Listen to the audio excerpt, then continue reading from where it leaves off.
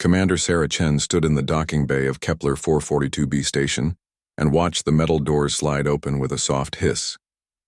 Beyond them waited representatives from 17 different species, all gathered to witness humanity's formal integration into the Galactic Council's military framework. She adjusted her uniform and stepped forward, her boots clicking against the polished floor. The aliens stared at her with various forms of eyes, sensors, and detection organs. Sarah had studied the files during the 6-month journey from Earth, but seeing them in person was different.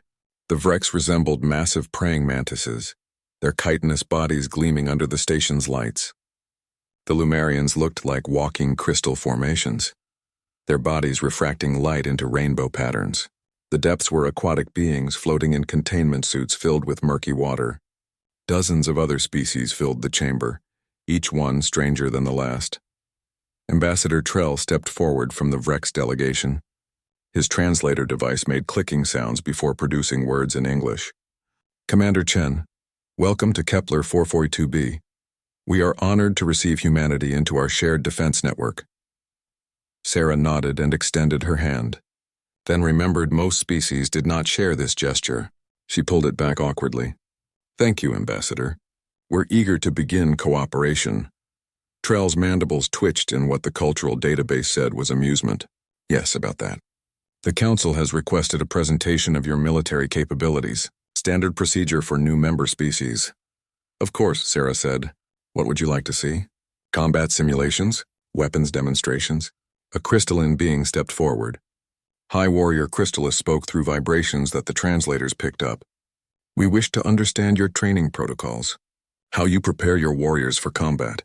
Every species has different methods. We learn much from this, Sarah felt relieved. This would be easy. Sure, I can show you our basic training programs. When would you like the presentation? Tomorrow, if possible, Trell said. We have prepared an observation theater for your use. Tomorrow works fine, Sarah agreed. She did not understand why several of the aliens seemed to shift nervously at her casual acceptance. What was the big deal about showing some training videos? That evening, Sarah sat in her assigned quarters and reviewed the footage she had selected. She had grabbed recordings from various Earth military organizations, showing standard basic training procedures, running drills, obstacle courses, hand-to-hand combat practice, and physical conditioning. Simple stuff that every soldier learned before moving on to specialized roles.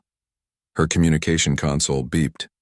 The face of Admiral Depthsinger appeared on the screen, the aquatic being's features distorted slightly by the water in its suit. Commander Chen, I wanted to speak with you before tomorrow's presentation. Of course, Admiral. What can I help you with?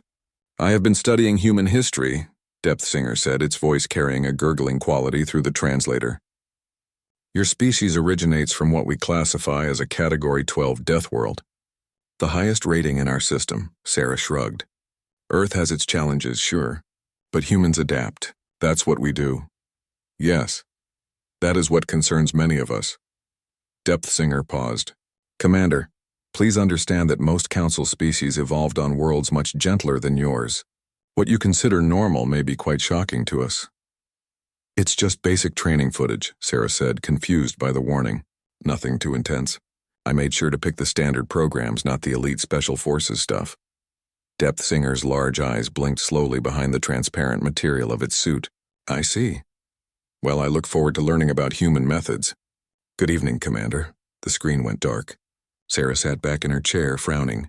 Why was everyone acting so nervous about a simple training presentation? She had been expecting questions about human weapons or starship capabilities, not basic training procedures that every recruit went through. The next morning, Sarah entered the observation theater to find it packed with alien dignitaries and military officials. The room was designed like an amphitheater, with rows of seats rising up from a central presentation area. Various environmental controls allowed each species to maintain their preferred atmosphere in their designated sections. Good morning, everyone, Sarah said, her voice amplified through the room's speakers. Thank you for coming. Today I'll be showing you how humanity trains its military personnel. I've prepared footage from several different training programs to give you a broad overview. She noticed an elderly Vrex in the front row, his carapace darker than the others and marked with scars. His name was Clicking Talon according to her briefing notes, and he was a veteran of several galactic conflicts. He watched her with an intensity that made her slightly uncomfortable. "Let's start with the basics," Sarah said, activating the first video. This footage shows human recruits during their initial physical conditioning phase. The screen lit up with images of young men and women running across a training field. The camera followed them as they maintained a steady pace, their breath coming in rhythmic clouds in the cool morning air. Sarah heard a gasp from the Lumerian section. She paused the video. "Is something wrong?" Crystallis stood up, light refracting wildly through its crystalline body. "Those are juveniles. They cannot be more than 0.3 cycles old." "They're 18 years old," Sarah confirmed. "That's the standard recruitment age on Earth. Some branches accept 17-year-olds with parental permission." "But they are children," another alien voice called out. Sarah felt confused. 18 is the age of adulthood in most human cultures. These are young adults, not children. Trell's mandibles clicked rapidly. "Commander, most species do not begin military service until at least 0.8 to 1 full cycle of age. Your recruits appear to still be in developmental stages." "Humans mature quickly," Sarah explained. "Our lifespan averages 70 to 80 cycles, so 18 cycles is fully mature for military service." She noticed the aliens exchanging looks of surprise at the lifespan information, but decided to continue. "Should I keep playing the footage?" Clicking Talon made a gesture with his forelimbs. "Please continue, Commander." "We wish to understand." Sarah resumed the video. The recruits continued running, now climbing a hill. The camera showed them sweating, their faces red with effort but maintaining formation. "How far are they running?" Depth Singer asked. "This is a 3-mile run," Sarah answered. "A standard morning exercise, and when they do this every day? Usually 5 days a week, sometimes 6. Running is basic cardiovascular conditioning." She watched as more aliens leaned forward in their seats, their attention fixed on the screen. The recruits in the video finished their run and immediately began doing push-ups and sit-ups. "Those movements," Crystallis said slowly, "they are supporting their entire body mass against gravity." "Your planet's gravity?" "Yes, Earth is 1.2 standard Gs," Sarah confirmed. "Is that a problem?" "Most of our training facilities operate at 0.8 Gs for safety," Trell said quietly. 1.2 is what we would classify as high-gravity conditions. Sarah blinked. "But this is our normal gravity. We train in the conditions we'll fight in." Clicking Talon made a sound that the translator rendered as a thoughtful hum. "They do this to their young," he said, more to himself than to Sarah. "They begin with the young ones and make them strong." The video continued, showing recruits tackling an obstacle course. They climbed walls, crawled under barbed wire, swung across gaps and pulled themselves up ropes. Several stumbled or fell only to get back up and continue. A Lumerian in the third row suddenly dimmed and collapsed. Medical personnel rushed to assist as other aliens showed signs of distress. Sarah stopped the video, alarmed. "What's happening?" "The Lumerian is overwhelmed," a medic explained. "Sensory overload from the imagery. It will recover. Should I stop the presentation?" "No," Crystallis said firmly, though its voice wavered. "We must see this. We must understand what humanity is." Sarah felt a knot forming in her stomach. She was only 10 minutes into the presentation, and already aliens were fainting. This was going to be a very long morning. Sarah waited while the medical team attended to the collapsed Lumerian. The crystalline being was carried out on a specialized stretcher, its body still flickering with dim, distressed patterns. She glanced at her prepared presentation timeline and realized she had barely started. The obstacle course footage was considered mild compared to what came later. "Perhaps we should take a break," Trell suggested, his mandibles clicking nervously. "No," Clicking Talon said from his seat in the front row, his old eyes fixed on Sarah with an expression she could not quite read. "Continue, Commander. We came here to learn about humans. We must see this through." Sarah nodded slowly and resumed the presentation. "This next section covers hand-to-hand combat training. All human soldiers learn basic fighting techniques regardless of their eventual specialty." The screen showed 2 recruits facing each other on a padded mat. An instructor demonstrated a technique. Then the recruits practiced it on each other. The movements were controlled but forceful. Punches, kicks, throws, and grappling holds.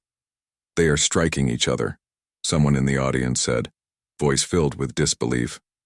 "Yes, it's sparring," Sarah explained. "Controlled practice combat. They wear protective gear and the blows are pulled, but they need to experience real contact to learn properly." You deliberately cause your young ones to hit each other? Chrysalis asked, its voice rising in pitch. This is training, not punishment? Sarah frowned. Well, yes. How else would they learn to fight? You can't learn combat from theory alone. You need practical experience. Depth Singer spoke up from its water-filled section. Most species practice combat through simulation or against automated targets.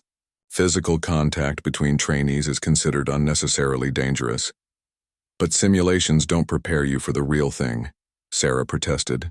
You need to know what it feels like to get hit, how to control your fear response, how to keep fighting when you're hurt. The silence that followed her words was heavy. Sarah saw Trell exchange a long look with several other ambassadors. She was starting to realize that what seemed obvious to her was profoundly alien to them. Let's move on, she said, changing to the next video. This shows a typical day in basic training from start to finish. The footage began before dawn. Recruits were woken by loud alarms and immediately rushed outside for morning physical training.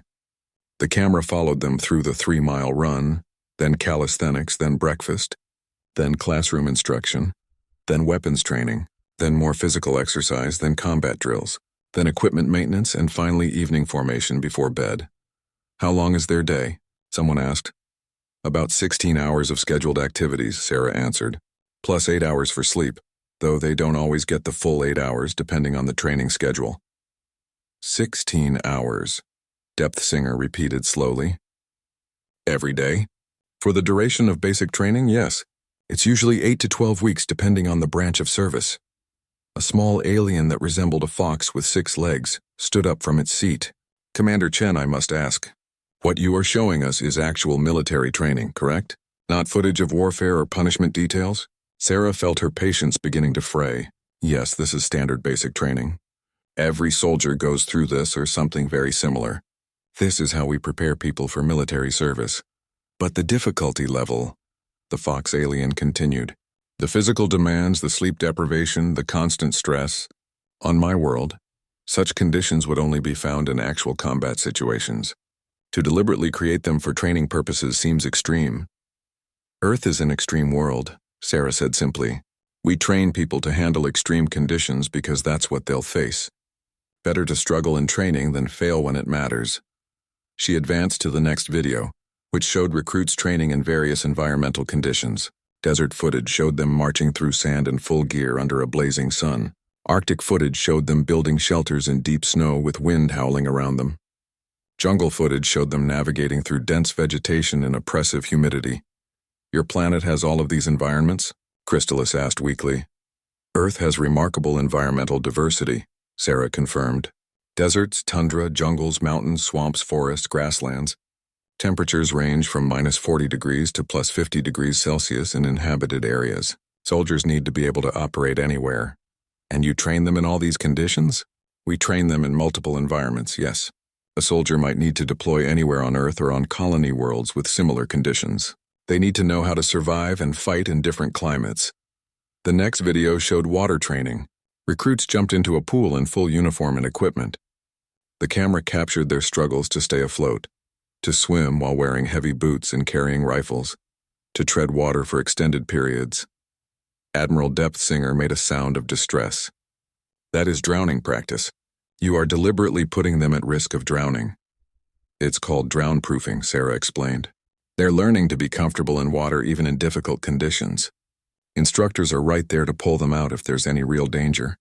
Look, you can see the safety personnel around the pool's edge. But why? Depth Singer asked. Why would you teach soldiers to struggle in water? My people live in water and we would never train this way. Because soldiers might need to cross rivers or survive if their ship goes down at sea, or conduct amphibious operations, Sarah said. Water covers 70% of Earth's surface. We can't just avoid it. She noticed that fewer aliens were watching the screen now.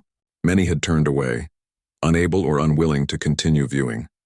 Even Chrysalis had dimmed significantly, its crystalline structure looking cloudy and dull. Clicking. Talon remained focused on the presentation, his old eyes never leaving the screen. When Sarah glanced at him, he made a small gesture for her to continue.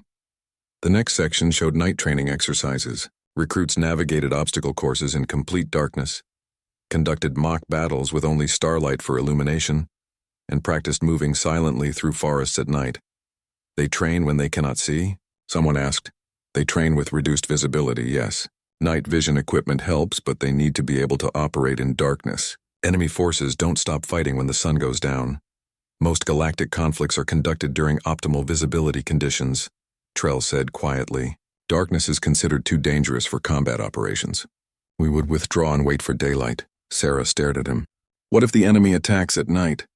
Then we defend from fortified positions with artificial lighting until dawn. But that gives them the initiative.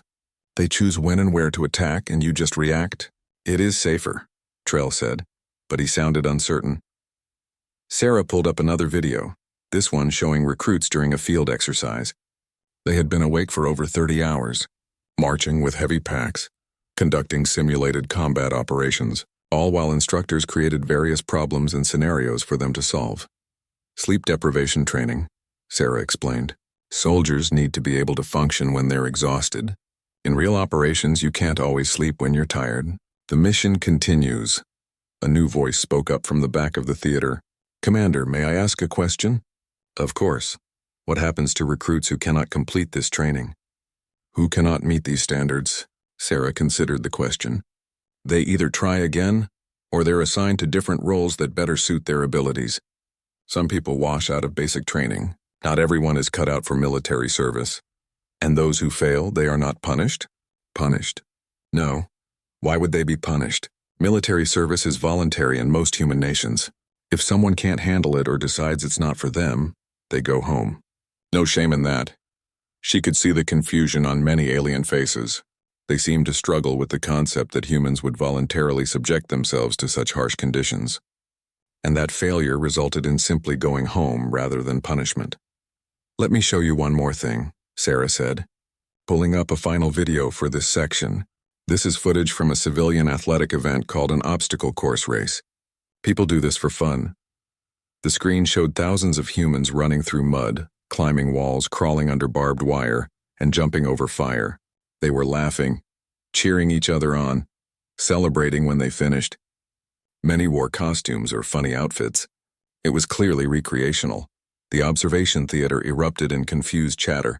Sarah heard fragments of dozens of conversations in languages her translator could not quite catch. The aliens seemed more disturbed by this footage than anything that had come before. Crystallis finally spoke, its voice barely above a whisper. They do this to themselves willingly? For entertainment? Yes, Sarah said.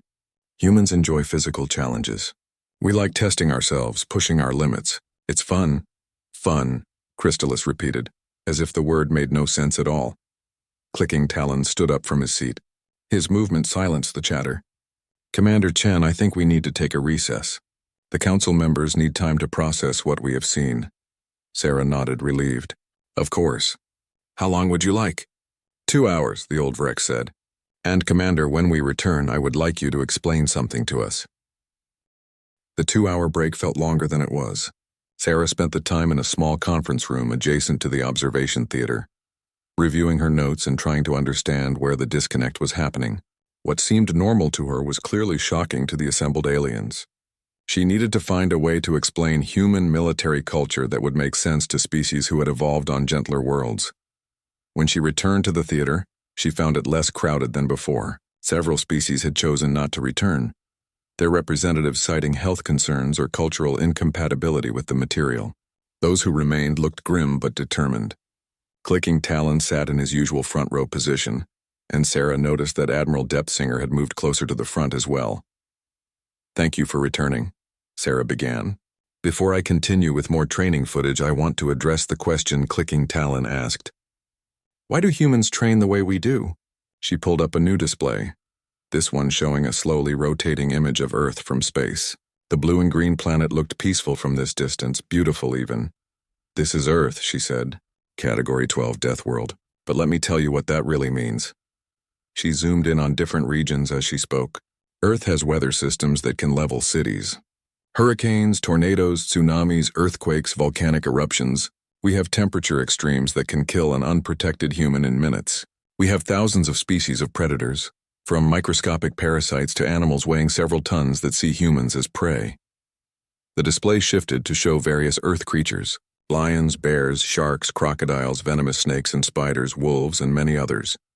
For most of human history, we were not the dominant species on our planet.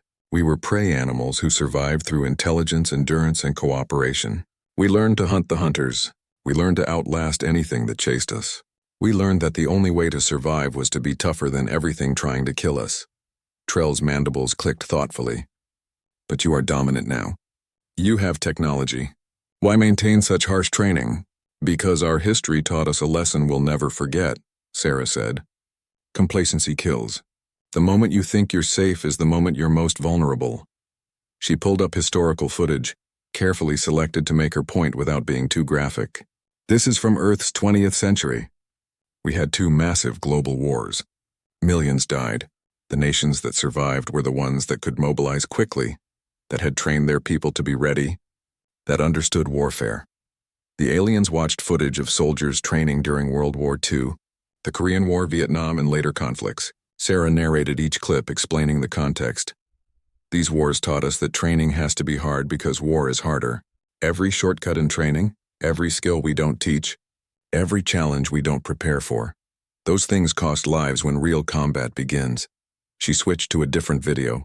This one showing a military rescue operation during a natural disaster. This is from a hurricane that hit our southeastern coast 15 years ago. These soldiers are rescuing civilians from flooded areas. The water is contaminated, full of debris, and dangerous. But because these soldiers trained in water, trained in extreme conditions, trained to function when exhausted, they saved thousands of lives. Depth Singer leaned forward. So your training is not just for war?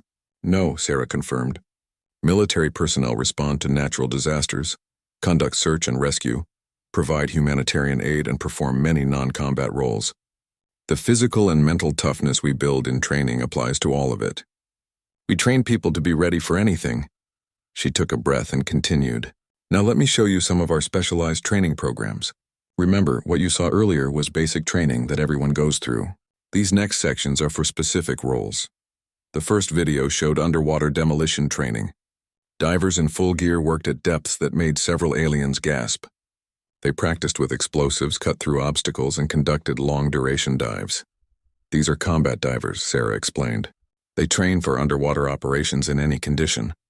Ocean, river, lake, even flooded buildings. The next video showed soldiers parachuting from aircraft at high altitude. The camera followed them as they fell through the sky, pulled their parachutes, and landed in designated zones.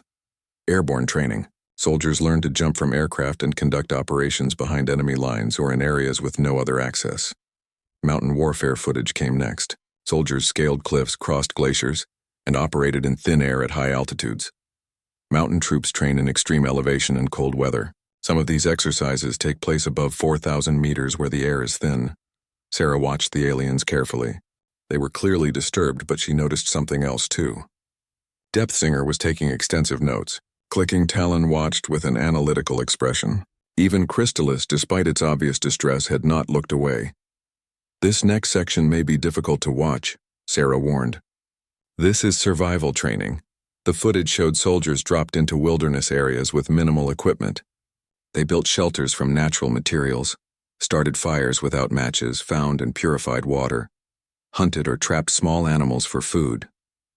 Some clips showed them eating insects or plants that looked distinctly unappetizing. Military personnel learn to survive with nothing, Sarah said.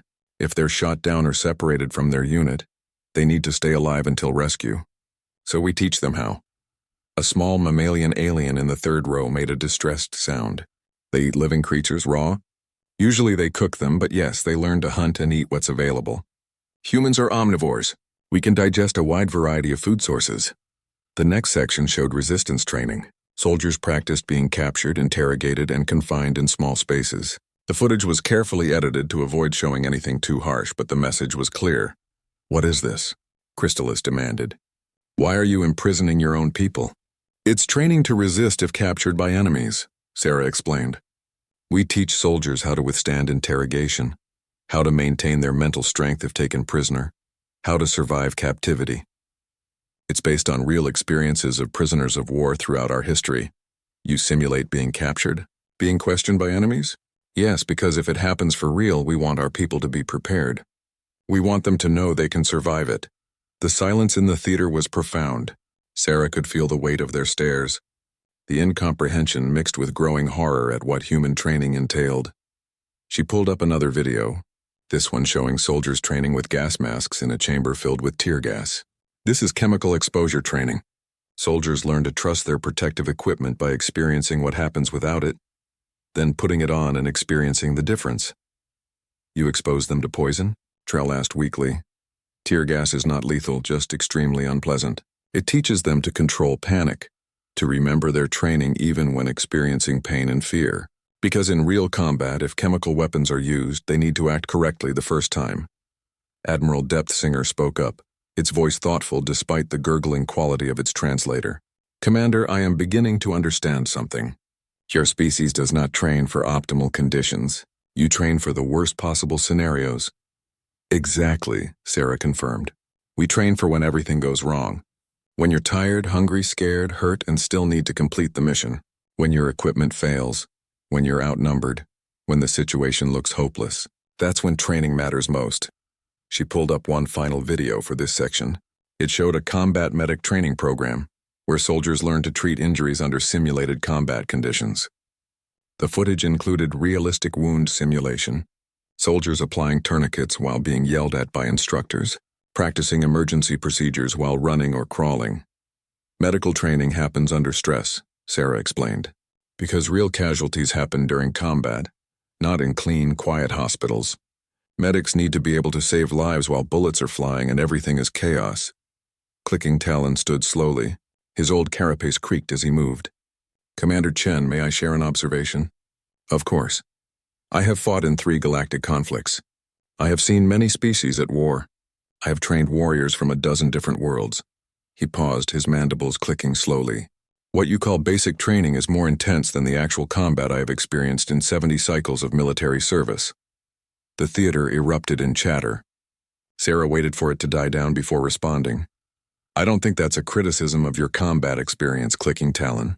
I think it's a reflection of different philosophies. Most species train to operate in safe conditions and avoid danger. Humans train to operate when safety is impossible and danger is everywhere. But why? Crystalis asked, its voice almost pleading. Why push so hard?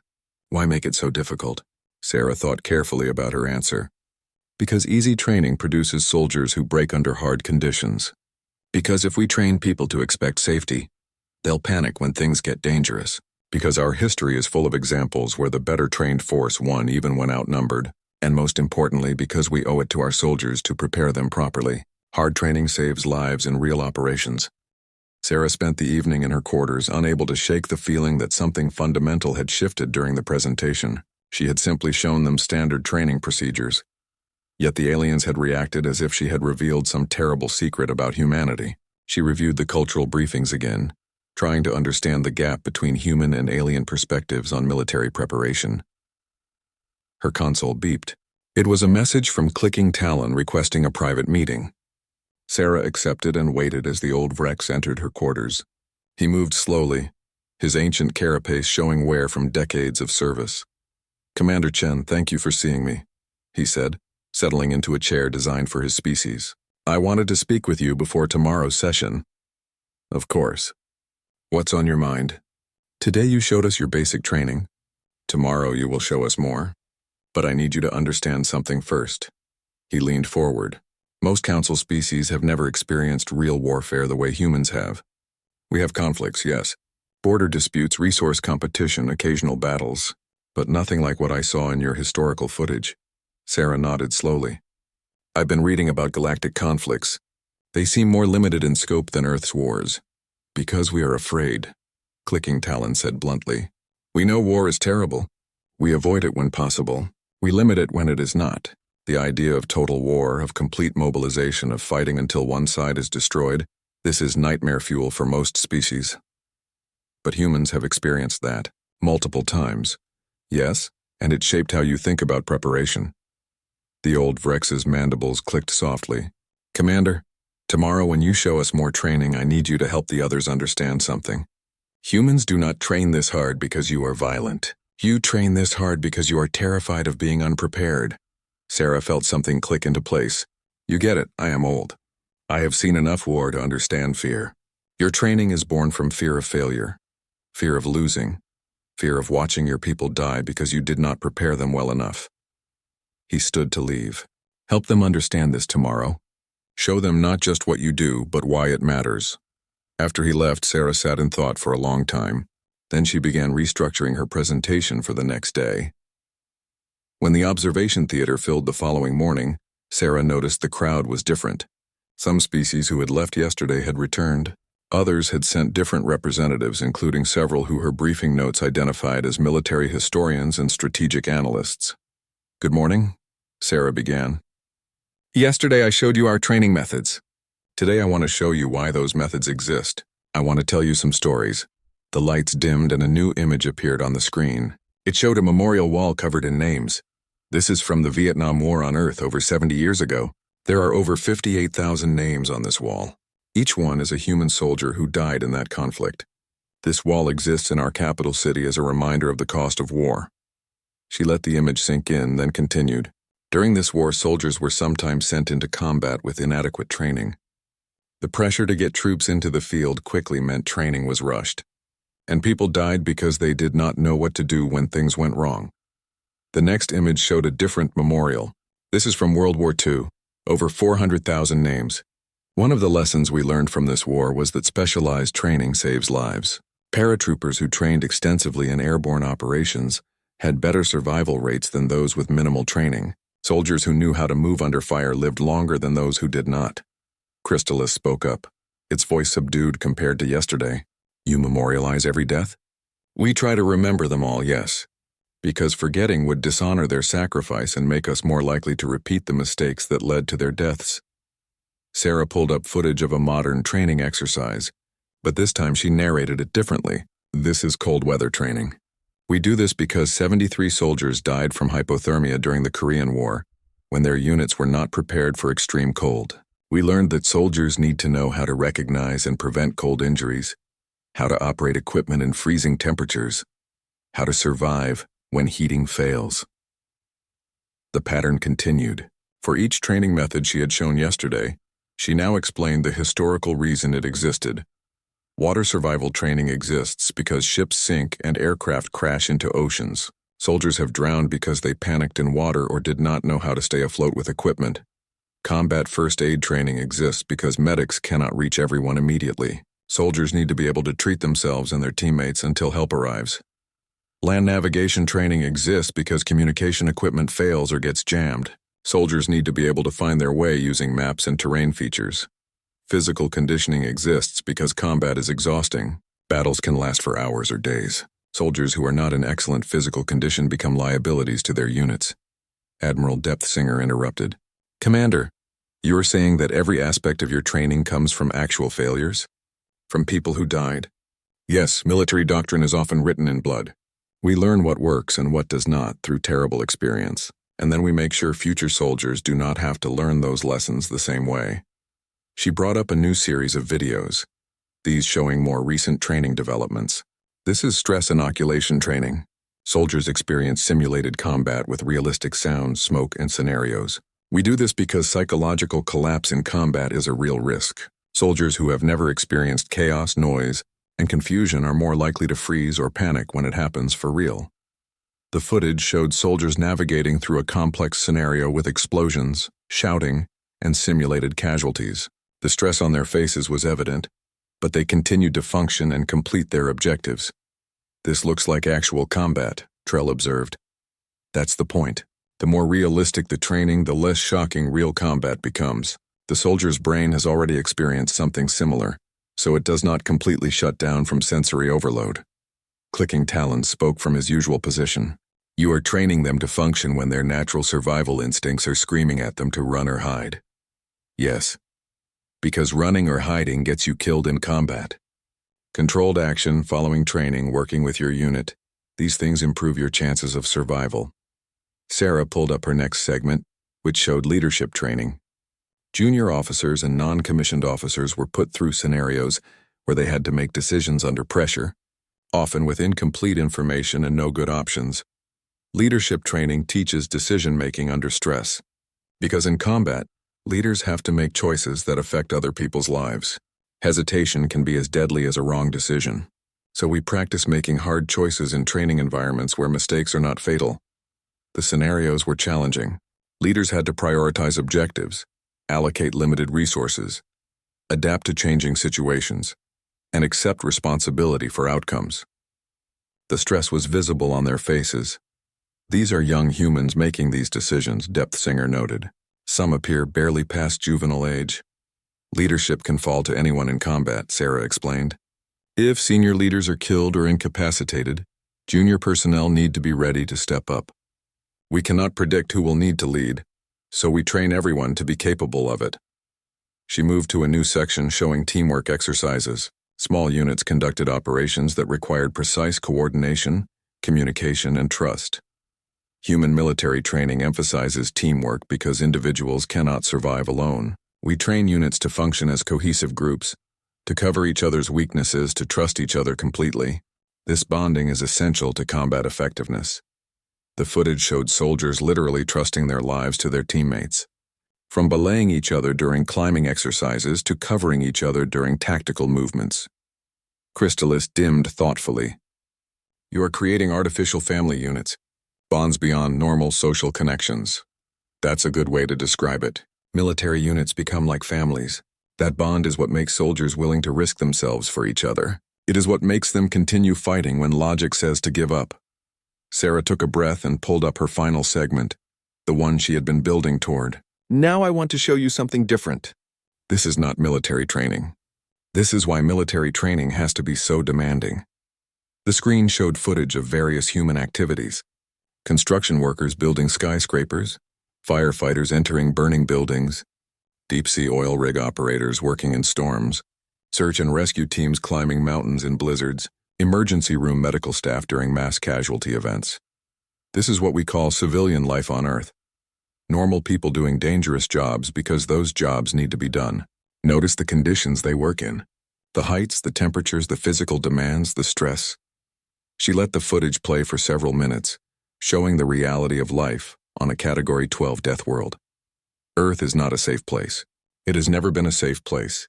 Humans evolved to survive in an environment that constantly tries to kill us. Weather, predators, disease, natural disasters, and accidents are part of everyday life. 3 weeks had passed since Sarah's presentations ended. She had been expecting to return to Earth for new assignments, but instead she found herself in a waiting pattern at Kepler 442b station. The Galactic Council had called an emergency session, and she had been asked to remain available to answer questions. The summons came early one morning. Sarah was to appear before the full council assembly, not just the military committee. As she walked through the grand chamber doors, she saw representatives from over 100 species arranged in a massive amphitheater. The architecture was designed to accommodate the vast diversity of galactic life, with environmental zones for every type of being. Ambassador Trell stood at a central podium. His translator device amplified his voice to fill the chamber. We call this session to address the matter of human integration into Council military frameworks. Commander Sarah Chen, please step forward. Sarah walked to the designated position, feeling the weight of countless alien eyes upon her. The chamber fell silent. Commander Chen, Trell continued, your presentations have sparked considerable debate among the Council. We must now decide how to proceed with human military integration. Several proposals have been made. We wish to hear your response to each. A holographic display activated showing the first proposal. Proposal 1. Restrict human military participation to advisory roles only. Human training methods are deemed too extreme for integration with other species' forces. Sarah kept her expression neutral. May I speak freely? Please do. If you restrict humans to advisory roles, you are wasting our potential and your own. We did not join the Council to sit on the sidelines. We joined to contribute. If our methods seem extreme, perhaps the question is not whether they are too much, but whether your current methods are enough. Murmurs rippled through the chamber. Several ambassadors conferred with their aides. Trell nodded and displayed the second proposal. Proposal 2. Allow human military participation but prohibit humans from training other species. Maintain complete separation of training philosophies. That is better than the first option, Sarah said, but it misses an opportunity. You have seen our training. You understand why we do it. Some of those methods could be adapted for other species. Not everything we do would work for everyone, but some principles are universal. Preparation, repetition, stress inoculation. These things improve any soldier. Crystallis stood from its position in the assembly. Its crystalline body had regained its earlier brightness. Commander Chen, if I may ask a question? Of course. Could your training methods be modified for species with different physiology and psychology? Could they be adapted rather than adopted? Sarah smiled. Yes, that is exactly what I would suggest. You do not need to train in 1.2 g gravity if your species evolved in lower gravity.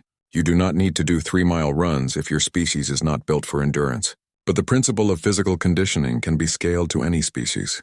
The principle of stress training can be adapted. The principle of learning from historical mistakes can be applied to anyone.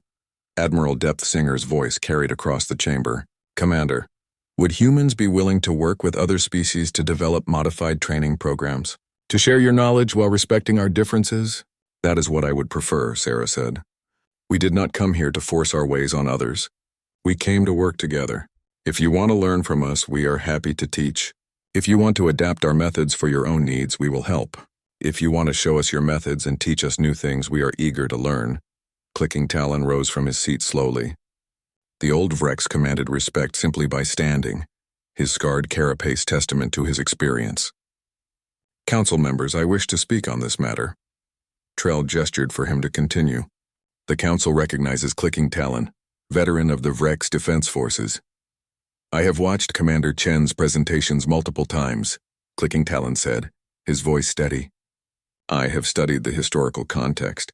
I have consulted with military analysts from a dozen species, and I have reached a conclusion that some of you will find uncomfortable. He paused, his mandibles clicking thoughtfully. We have been soft. For generations, the Council has enjoyed relative peace.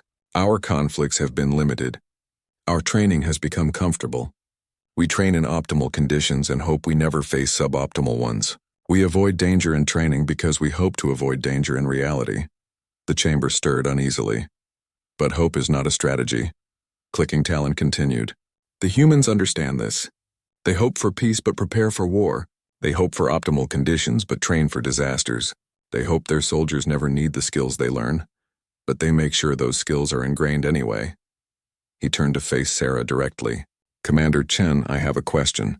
If the Council asked humans to train elite forces from other species, forces that would voluntarily undergo modified versions of your programs, would you do it? Sarah considered the question carefully. Yes, but with conditions. The volunteers would need to understand what they are signing up for. The programs would need to be adapted properly for each species, and there would need to be proper medical and psychological support. We would not simply throw aliens into human training and hope they survive. We would work with experts from each species to create appropriate programs. That is acceptable, Clicking Talon said. He turned back to the Council. I propose a compromise. Create a joint training initiative. Start small, with volunteers from species interested in learning human methods. Adapt the training appropriately. Monitor results. If it works, expand the program. If it does not, we have lost nothing but learned something. Trell's mandibles clicked rapidly as he processed this suggestion. This is not one of the prepared proposals. No, Clicking Talon agreed. But it is the right approach. We do not need to accept everything humans do, nor do we need to reject it all. We should learn, adapt, and improve. That is the purpose of the Council, is it not? To share knowledge and benefit from our diversity? The chamber erupted in discussion. Sarah stood quietly watching the debate unfold. She saw species she recognized arguing points she had made, saw others defending their traditional methods, saw still others proposing specific ideas for adapted training. After nearly an hour, Trell called for order. The Council will vote on Clicking Talon's proposal, all in favor of establishing a joint training initiative with human oversight and species-appropriate modifications. The voting system activated. Sarah watched as indicators lit up across the chamber. Green for yes, red for no, yellow for abstaining. The colors flickered and shifted as representatives made their choices. Finally, the count stabilized. Trell studied the results. The proposal passes with 73% approval. The joint training initiative is authorized. Sarah felt relief wash over her. This was a better outcome than she had hoped for. Commander Chen, Trell said. You will be assigned to lead the human contingent for this initiative. You will work with representatives from participating species to develop appropriate training programs. Do you accept this assignment? I do, Sarah said without hesitation. Then this session is concluded. Implementation details will be worked out over the coming weeks. As the chamber emptied, several aliens approached Sarah. Crystallis was among the first. Commander Chen, I would like my species to be among the first participants, the Lumarian said. What you said about learning from fear, about training being born from respect for danger rather than love of violence. This resonates with me. My people have become complacent. We need to remember that safety is not the natural state of the universe. I would be honored to work with your people, Sarah replied. Admiral Depthsinger approached next. My species also wishes to participate. Our aquatic nature makes us think we are safe from many dangers. But your training showed me we have blind spots we never considered. One by one, representatives from various species expressed interest. By the time the crowd thinned, Sarah had commitments from 12 species to send volunteers to the first training program. Clicking Talon waited until last. When the others had left, he approached Sarah with slow, deliberate movements. You handled that well, Commander. Better than I expected. Thank you for your support in there, Sarah said. Your proposal made this possible. I am old, Commander Chen. I have seen much in my life. And I have learned that the species that survive are not the strongest or the most numerous. They are the ones that adapt, that learn, that prepare. He paused. Humans may be from a death world, but you are not defined by violence. You are defined by determination. By refusing to give up or give in. That is what impressed me. What made you understand that? Sarah asked. Most of the others saw only the harsh training. The part about the memorials, Clicking Talon said quietly. The way you remember every name, every loss. Species that love war do not build memorials. They build monuments to glory. You build reminders of cost. That told me everything I needed to know about human values. He turned to leave, then paused. One more thing, Commander. In 5 cycles, I will retire from active service. When I do, I hope to see the results of this training initiative. I hope to see Council forces that are stronger, better prepared, and more capable than they have ever been.